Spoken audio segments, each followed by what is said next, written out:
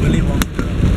Something chocolate frontier. Chocolate frontier? Yeah, right? No, chocolatier. Oh, amazing chocolatier. I thought he was a frontier of chocolate. Happy Sunday, everybody. We are in our car on the way to a Preppers Expo.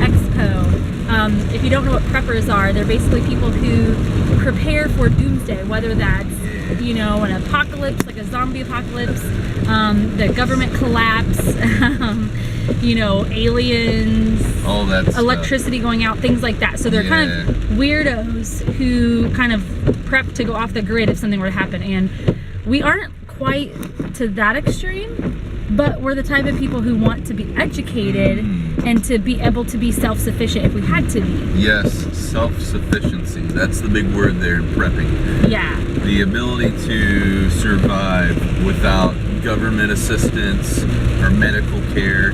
And so one of the keys that they try to harp on sometimes within these survival communities is just that, creating a community of people who will prep together, who will network together, because you're stronger as a colony instead of just as the individual. If you've ever watched The Walking Dead, you know this. Yes. There's a show that still comes on, I think it's Nat Geo that does it, but it's called Doomsday Preppers. Yeah. And it's on Netflix, and I watched all of them probably within a few months. Yeah. Just because I'm fascinated with what's out there. Not saying I'm going to devote my life to prepping, but I think there's a lot we can learn from being prepared. And you know, I grew up as a Boy Scout, and that's one of the big themes that Boy Scouts teach is always prepared or be prepared. Yeah. And so there's something really valuable when we start to become self-sufficient ourselves. Yeah. So we hope something that we can learn. Because I think we live in a society now where people don't even know, I mean, it's hard to even find people who know how to change their own tire, let alone if something were to happen to our food sources, what plants we can eat or how to start a fire or purify water, you know. And yeah, like we just live in I think we live in a society, and I've been guilty of this, where we just expect, we don't learn how to do anything, and we just find other people know how to do it. So I think that's the stuff like I'm into, is like learning how to start a fire.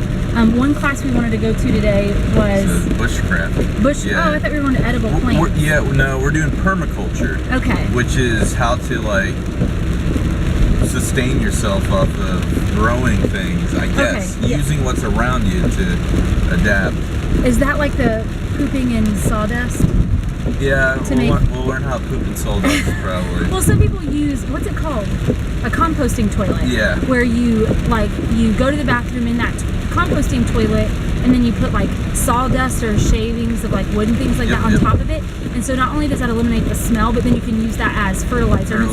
I get that's really I'll totally do it. Yeah, I can see where people think that's totally gross, but guess what? There was one today where we didn't have toilets that flushed into a sewer system, and we couldn't just get like cow manure or whatever to grow our produce. So there could come a day, and with us moving to Ecuador, like that's how a lot of people do stuff down there, is by themselves, like permaculture, like they do it for themselves. And we would love to learn to grow our own produce, and it may come one day that we are making our own fertilizer. So I mean, isn't that a great circle of life, that we need fertilizer and we poo? So interesting. That's kind of connecting the dots. Boop. So yeah, we're heading to the Preppers Convention, and we're gonna see what it's all about. NRA law enforcement instructor. I taught the law enforcement officers at the Naval Air Station how to properly employ their shotguns, handguns, M16s, and all those kind of fun things. So that's my brief history. I'm best known for my YouTube channel. What do you think, Bram Bram? I want one of those pillows, man. You better hurry. No. What do you think? Do you think $20 is a good deal? I do. Mm-hmm. We've seen everything from the essential oils to underwear that shoots things. What? I want to get one of these bags. Can I see one of your bags again? Of course. All right. These are super cool. What do you think? What do you think? Thank you. So yeah, Learning about all kinds of things. So it's freeze dried or what? Yeah, freeze dried. Has a 25-year shelf life. What's the little white thing? Pineapple? Yep, that's pineapple. Okay, sweet. Oh, that's interesting. Yeah, thank you. Just add water and it turns back to its regular state. Is it just as nutritional? Oh yeah, it's actually even more nutritional because at the store, when you're buying it, it's picked pre-ripe. You know? Sure. So they ripen it artificially, and you That's lose true. the water nutrients by the time it gets there. That's true. With this, it gets ripe, then they cut it up and freeze dry it, and then they package it so you basically get 99% of the nutrition left. How was free?